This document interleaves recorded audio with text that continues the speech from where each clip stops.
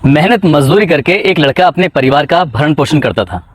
लेकिन एक दिन टहलते टहलते वो एक ऐसे इलाके में पहुंच जाता है जहां पर लड़कियां बहुत अच्छा मेकअप करने के बाद, कम कपड़े पहनने के बाद ग्राहकों को अपनी ओर आकर्षित करती हैं। और तभी वो लड़का उन सीढ़ियों को चढ़कर सीधा पहुंच जाता है कोठे पर, और वहां जाकर देखता है तो एक से बढ़कर एक लड़की है जिन्होंने अपने तन पर उम्मीद से भी कम कपड़े पहने हुए थे। उन लड़कियों को देखने के बाद वो लड़का न केवल आकर्षित होता है बल्कि उनमें से सिलेक्शन करने की कोशिश कर रहा था कि मैं किसके साथ जाऊं। तभी एक और लड़की की वहां पर अचानक से एंट्री होती है। उस लड़की को जब वो देखता है तो उसकी आंखें खुली की खुली रह जाती हैं। साथ ही वो लड़की उस लड़के को देखती है तो उसकी भी आंखें खुली की खुली रह जाती हैं। दरअसल वो दोनों एक दूसरे के रिश्ते में भाई बहन लगते थे और वो लड़का अपनी ही बहन को उस कोठे पर देखकर बहुत ज्यादा आश्चर्यचकित था, परेशान था ये सोचकर कि ये यहाँ कैसे आई, यहाँ क्या कर रही है। उसके मन में बहुत सारे सवाल थे और इन सवालों का जवाब जानने के लिए उसने किसी और लड़की के साथ जाने की बजाय अपनी ही बहन के साथ जाना स्वीकार किया और कहा कि मुझे इस लड़की के साथ जाना है। वो लड़की जब उस लड़के को अपने कमरे में लेके जाती है तब वो अपनी आप बीती जो बताती है, तो उसे सुनने के बाद वो लड़का बैठकर वहां रोने लगता है।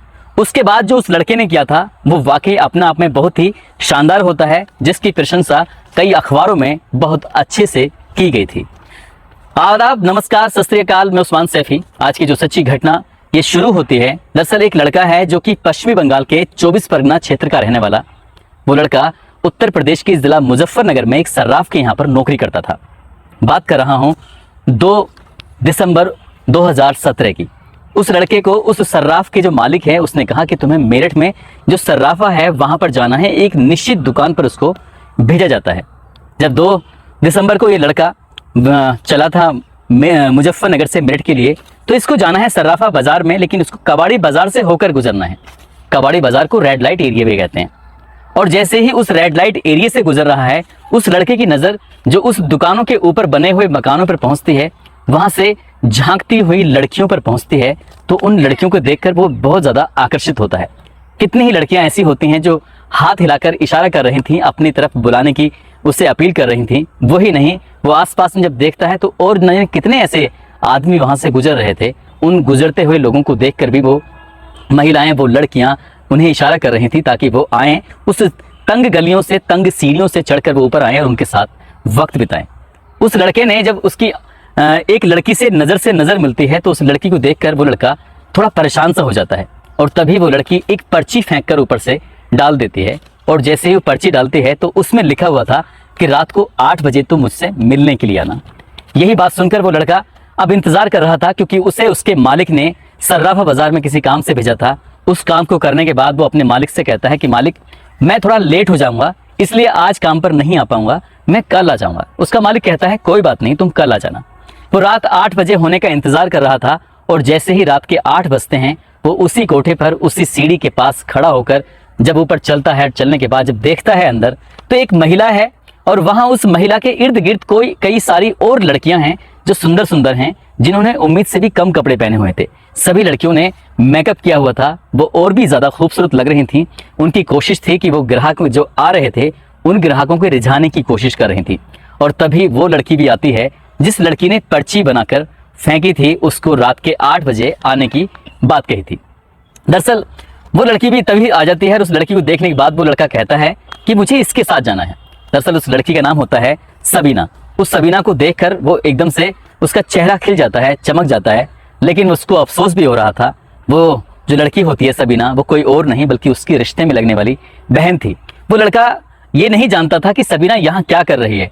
सैकड़ों किलोमीटर दूर अपने गांव से यहाँ इस कोठे पर इन लोगों के साथ इन कपड़ों में, इस मेकअप में, जब वो उसे देखता है तो उसकी भी इच्छा जग जाती है कि वो उसके पास जरूर जाए। और उस लड़की ने भी यही इच्छा जाहिर की थी कि तुम रात के 8 बजे जब आओगे तब मैं तुमसे इत्मीनान से बातें करूंगी।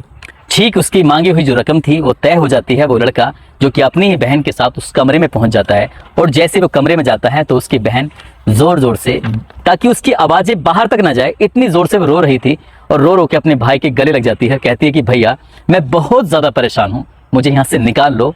6.5 महीने से ज्यादा का वक्त हो चुका है और मेरा एक एक दिन, एक एक पल कितनी परेशानी से गुजर रहा है, मैं तुम्हें कुछ बता नहीं सकती। तभी वो कहता है कि तुम यहाँ आई तो आई कैसे? तभी वो कहती है कि भैया आने की जो मेन मुख्य वजह है वो कुछ और ही थी।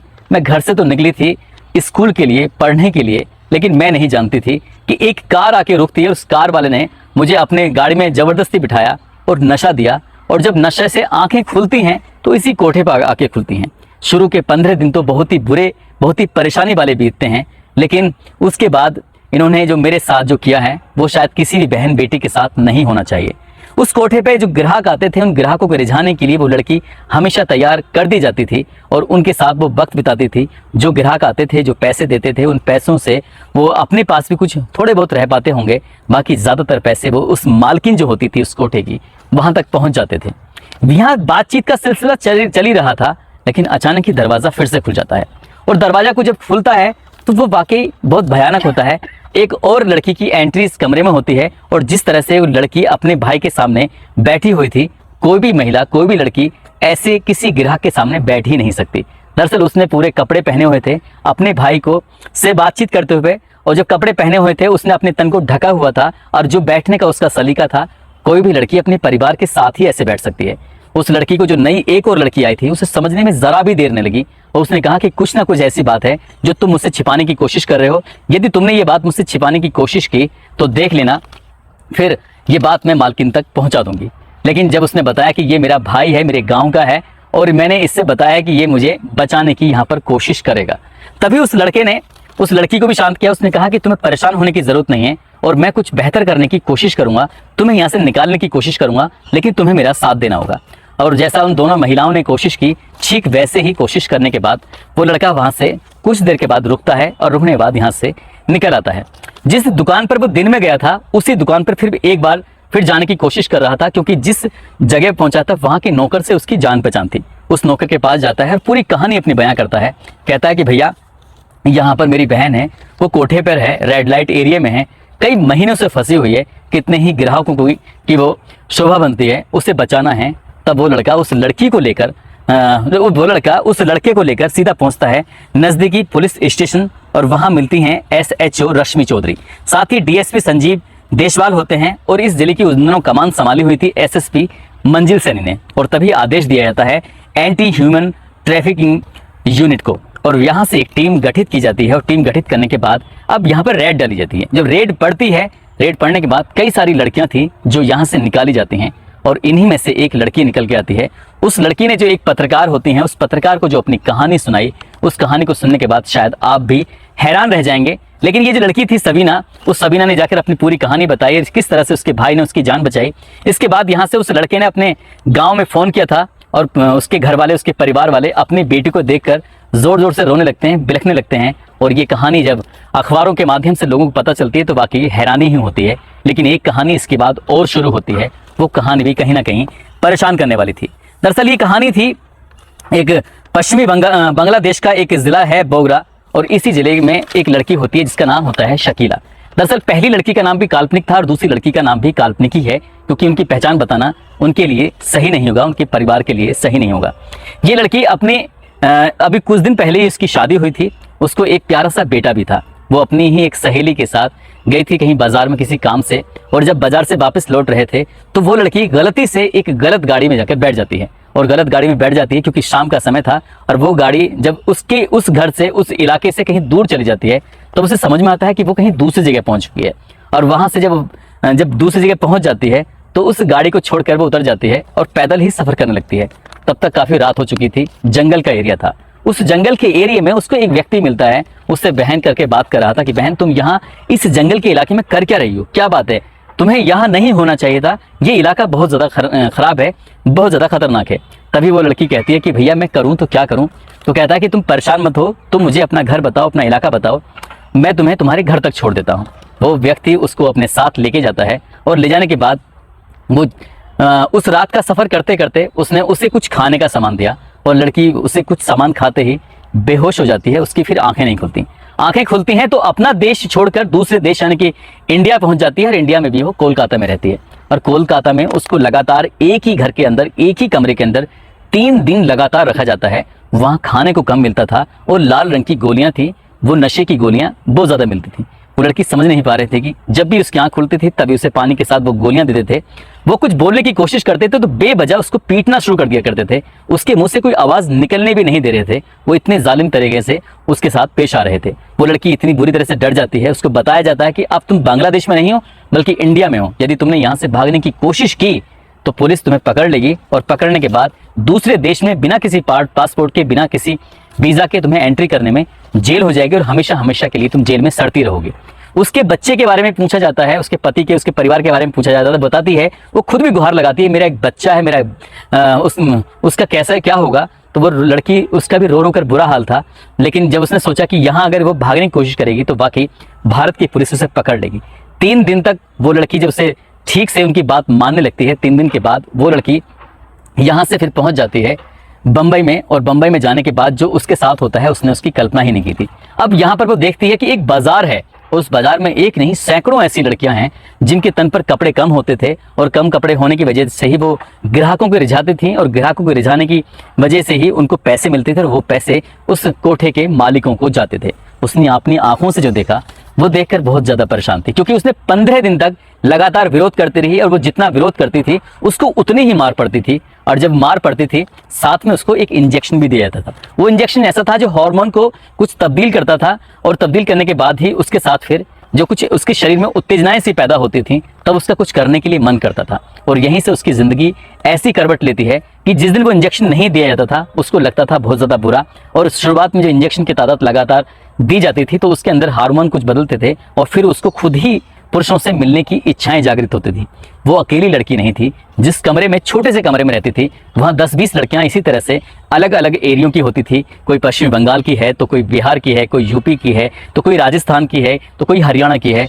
इसी तरह की लड़कियां उन छोटे छोटे कमरों में एक भूसे की तरह भरी होती थी। हर लड़की को इंजेक्शन दिया जाता था और इंजेक्शन देने के बाद फिर वो लड़की अपने काम पे लगती थी। काम भी ऐसा जिसको देखकर शायद सुनकर आपकी भी रोंगटे खड़े हो जाएंगे। एक एक लड़की से सुबह 10 बजे से लेकर रात 11 बजे तक कभी 80 लोग मिलते थे तो कभी 100 लोग मिलते थे, कभी 130 लोग मिलते थे, कभी कभी संख्या कम रहती थी, कभी ज्यादा रहती थी। एक महिला अपने ही पुरुष के साथ, अपने ही पति के साथ जब शारीरिक संबंध बनाती है तो उसको लेकर भी कई बार वो परेशान हो जाती है। जरा सोच कर देखिए कि एक महिला एक साथ सुबह से लेकर शाम रात तक वो 100 से ज्यादा लोगों के साथ अगर शारीरिक संबंध बनाएगी तो उसकी हालत क्या हो जाएगी। उस लड़की ने लगभग यहाँ पर 3 महीने गुजारे जो मुंबई के अंदर, और यहाँ से उसको भेज दिया जाता है सीधा दिल्ली की तरफ। दिल्ली में आती है जीबी रोड पर रेड लाइट एरिया में तो स्थिति और भी ज्यादा भयानक मिलती है। और यहाँ पर अलग अलग प्रदेश की, अलग अलग इलाकों की, अलग अलग शहरों की लड़कियां होती हैं, कम उम्र की लड़कियां होती हैं। उन लड़कियों को लाल रंग की दवाइयों के साथ साथ हार्मोन के बदलने के इंजेक्शन भी दिए जाते थे। और उस लड़की ने यहाँ पर लगभग अब 6 महीने का वक्त गुजारा। और 6 महीने का वक्त गुजारने के बाद 3 महीने पहले ही वो आई हुई थी। उसका घर, उसका परिवार, उसने बिल्कुल उम्मीद छोड़ चुकी थी कि अब जहाँ है, जिस हालत में है, शायद कभी अपने घर नहीं जा पाएगी। ऐसे ही धीरे धीरे वक्त गुजरता है। हर दिन सैकड़ों की संख्या में ग्राहक आते थे। उन ग्राहकों को खुश भी करना पड़ता था और जैसे जैसे उसका शरीर में बदलाव हो रहे थे वैसे वैसे ग्राहक भी ज्यादा आते थे। लेकिन वक्त जब आगे बढ़ता है तो लड़कियां भले ही चाहे खुश अंदर से हैं नहीं है, लेकिन उन्हें जानबूझकर खुश होने की एक्टिंग भी करनी पड़ती थी। जीबी रोड से उसका फिर ट्रांसफर हो जाता है मेरठ के रेड लाइट एरिया में, जो कि कबाड़ी बाजार के नाम से भी जाना जाता है। और वो लड़की पहुंच जाती है कबाड़ी बाजार में। और कबाड़ी बाजार में जाने के बाद वहां उसकी मुलाकात होती है सबीना से। सबीना की कहानी सुनने के बाद उसको भी लगा कि इस लड़की के साथ कितना गलत होता है, कितना बुरा होता है। लेकिन सबीना की समझदारी ने, सबीना की होशियारी ने न केवल खुद की जान बचाई बल्कि ऐसी कई लड़कियों को उस कोठे से बाहर निकाला। और बाहर निकालने के बाद उस लड़की ने कभी सोचा नहीं था। फिर उसके बाद जो पुलिस की कार्रवाई होती है, पुलिस ने उस लड़की को भी उसके घर वालों तक पहुंचाने की पूरी कोशिश की। जब 1.5 साल के बाद वो लड़की अपने उस बेटे से मिलती है और उस बेटे से मिलने के बाद उससे बातचीत करने की कोशिश करती है तो उसकी आंखों में खुशी के आंसुओं के अलावा और कुछ था ही नहीं। वो लड़की जब पत्रकारों से बातचीत करती है तो वो कहती है कि हर रेड लाइट एरिया में आने वाली हर लड़की की कहानी एक जैसी ही होती है। बस कोई घर से निकलती है तो अपना भविष्य बनाने के लिए, कोई घर से निकलती है तो नौकरी पाने के लिए, कोई घर से निकलती है तो कुछ नया कुछ करने के लिए। लेकिन बाहर की दुनिया जो उन्हें बहुत अच्छे लोग लगते हैं, उन्हें ऐसा लगता है कि बहुत ही सुलझे हुए, समझदार, इतने अच्छे, वो पहले इतना अपनापन दिखाने की कोशिश करेंगे। जैसे क्या उस लड़की जो बांग्लादेश में उसके साथ होता है, उसे सामने जो लड़का मिलता है वो ये दिखाने की कोशिश कर रहा है कि जमाना बहुत खराब है और तुम इस तरह से रात में अंधेरे में ऐसे कैसे घूम रही हो। इसलिए तुम्हें मेरे साथ होना चाहिए, मैं तुम्हें तुम्हारे घर तक पहुंचा दूंगा। ऐसे ही ज़्यादातर लड़कियां होती हैं जिनको बहुत ज़्यादा प्यार दिखाकर, बहुत ज़्यादा दोस्ती करके, आजकल सोशल मीडिया पर भी कुछ ऐसे ही चल रहा है, चाहे व्हाट्सएप के माध्यम से हो, सोशल मीडिया के माध्यम से हो, चैट के माध्यम से हो, ऐसे ही लड़कियों को, जो कम उम्र की लड़कियां होती हैं, उन्हें प्यार के झूठे जाल में फंसाकर उन्हें इसी तरह से बेचकर ये लोग अपना धंधा चलाते हैं। ये बताया जाता है कि सर्वे के अनुसार कि भारत के अंदर लगभग 28 लाख लड़कियां ऐसी हैं जो वेश्यावृत्ति के अलग अलग धंधों में पड़ी हुई हैं। वो अपनी मर्जी से नहीं आई थी, लेकिन उनको ज़बरदस्ती इसमें डालकर फिर उनको उनकी गैर मर्जी को ही मर्जी में तब्दील कर दिया गया है। दोस्तों, इस घटनाक्रम को सुनाने का उद्देश्य किसी को परेशान करना नहीं है, किसी का दिल दुखाना नहीं है, बल्कि आपको जागरूक करना है, आपको सचेत करना है। और इसकी कहानी के लिए मैं स्पेशल रूप से धन्यवाद दूंगा अमर उजाला की डिम्पल सिरोही हैं, जो कि मेरिट यूनिट में काम करती हैं। उनके माध्यम से मुझे ये स्टोरियाँ पता चल सकी हैं और ये स्टोरी आपको उम्मीद करता हूँ बहुत ज़्यादा पसंद आई होगी। और जिस तरह से उस लड़के ने अपनी बहन को बचाया था, वो वाकई अपना आप में काबिल तारीफ़ है। और मैं डिम्पल सिरोही जी को फिर से धन्यवाद दूंगा, इन्होंने मुझे सजेस्ट किया कि इस कहानी को आप ज़रूर पढ़िएगा। दोस्तों, आप सब लोग अपना ख्याल रखें, सुरक्षित रहें। जय हिंद, जय भारत।